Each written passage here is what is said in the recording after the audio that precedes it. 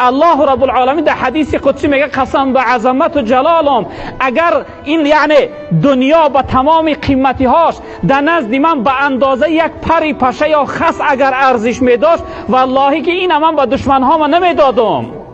اما این ارزش ندارد، چون که دون است، ناچیز است.